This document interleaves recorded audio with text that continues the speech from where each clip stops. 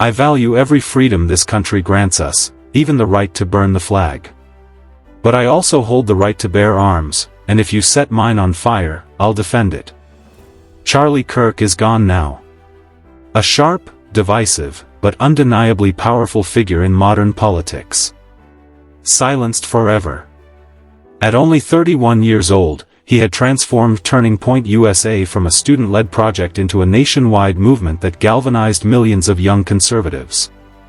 But on September 10, 2025, everything came crashing down. While addressing a crowd at Utah Valley University, Kirk was struck down in an act of violence that stunned the nation. His assassination triggered waves of mourning, bipartisan condemnation, and difficult questions about where America's increasingly hostile political climate is heading. Despite the sharp divides that still dominate national conversation, today is less about debate and more about reflection. Charlie Kirk was a son, a believer, and a leader who left his mark on his time. And as millions process the tragedy, a surprising question has surfaced across living rooms, church pews, and internet forums alike: would Johnny Cash, the man in black, country music's immortal rebel, have stood with Charlie Kirk? Let's explore. To answer that, we first have to understand who Johnny Cash really was. He was a man of contradictions, straddling worlds of gospel and rock, rebellion and reverence, sin and salvation. Born into poverty in Kingsland, Arkansas, during the Great Depression, Cash grew up working cotton fields with his family, surrounded by hardship, hymns, and the sound of locomotives thundering down the tracks. These influences, both harsh and holy, would etch themselves into his music and his worldview. Cash was spiritual, deeply patriotic, and had an instinct to defend the forgotten. He sang for prisoners when few others cared. He opposed war even while showing respect for those in uniform. He sang to Jesus with sincerity yet nearly lost himself to addiction. He never fit into neat categories, and he resisted labels. Politically, he kept his distance. "I'm not political. I'm spiritual," he once told an interviewer in 1990. Still, Johnny spoke boldly when morality was at stake. He famously sang "What is Truth?" for President Nixon, daring him to hear the voice of the younger generation.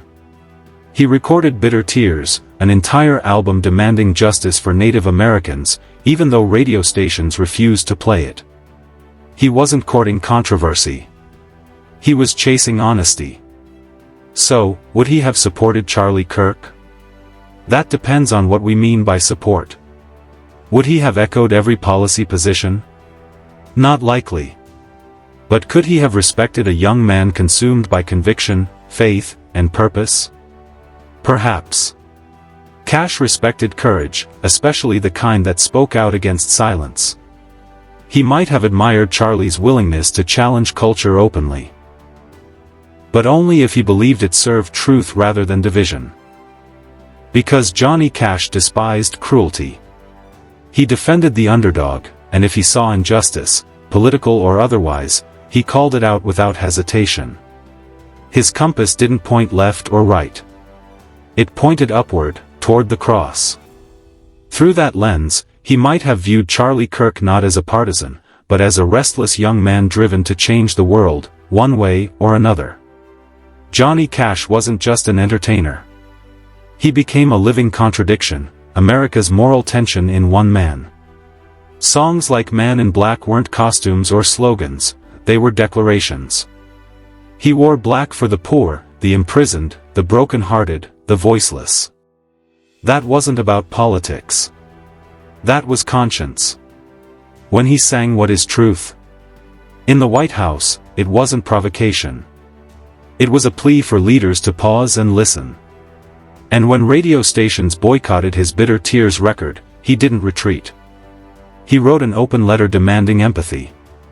Cash never pledged allegiance to parties. He pledged allegiance to truth, however uncomfortable it was. That makes the question of his stance toward Charlie Kirk complicated. Johnny didn't endorse candidates. He challenged ideas.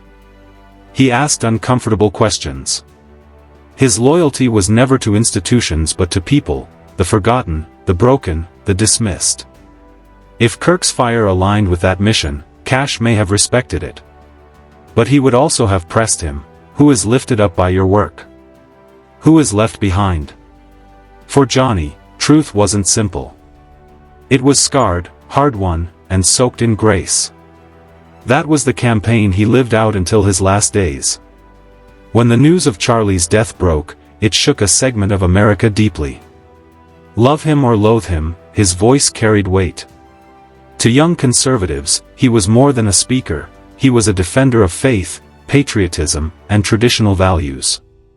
Others disagreed with his rhetoric but couldn't deny his impact. Tributes flooded in. From podcasts and politicians to quiet church gatherings. A nation paused, not just to debate, but to grieve. Now picture Johnny Cash in this moment. Sitting in a chapel, guitar resting against his knee, considering the loss of a young man he never met. He'd know the loneliness of being misunderstood. He'd know the weight of carrying a message that earns equal parts loyalty and hostility. Johnny revered the dead. The same man who wrote The Man Comes Around, with its biblical warnings and haunting mercy, would likely have seen Charlie's death through the same apocalyptic lens, reminder of mortality, judgment, and forgiveness. Johnny wouldn't have tweeted condolences.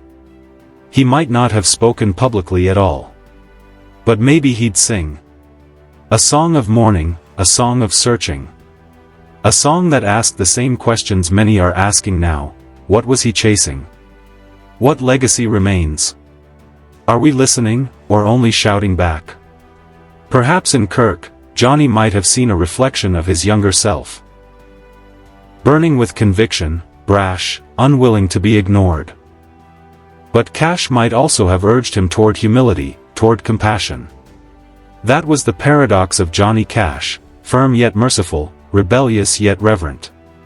Because when a man dies, Johnny Cash would not start with politics. He would start with prayer. Johnny's faith was rugged and imperfect. He believed in Christ with everything he had, but he distrusted religious performance and empty shows of piety. He saw how easily faith could be twisted into power. That's why he called out hypocrisy in pulpits even as he sang the gospel on stage. And that's where his reaction to Charlie Kirk becomes most complex.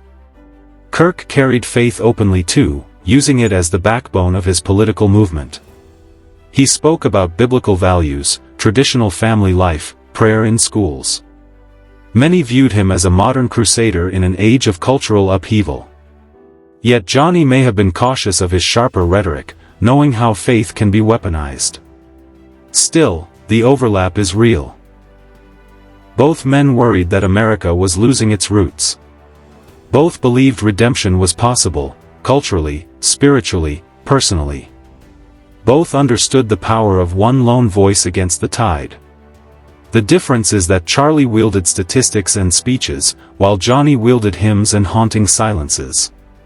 One leaned into confrontation, the other leaned into contradiction. Would Cash have stood on a stage beside Kirk? Maybe. Would he have endorsed every talking point? Doubtful. But would he have offered grace at his death? Absolutely. For Johnny, the worth of a man was never measured at the height of his shouting, but in the quiet after he was gone. Johnny Cash never branded himself Democrat or Republican. He respected presidents of both parties but refused to be anyone's pawn. He performed for Nixon, Reagan, and Bush, but also challenged their policies from the stage. That wasn't inconsistency. That was integrity. He understood power was flawed no matter who held it, and truth was always bigger than politics.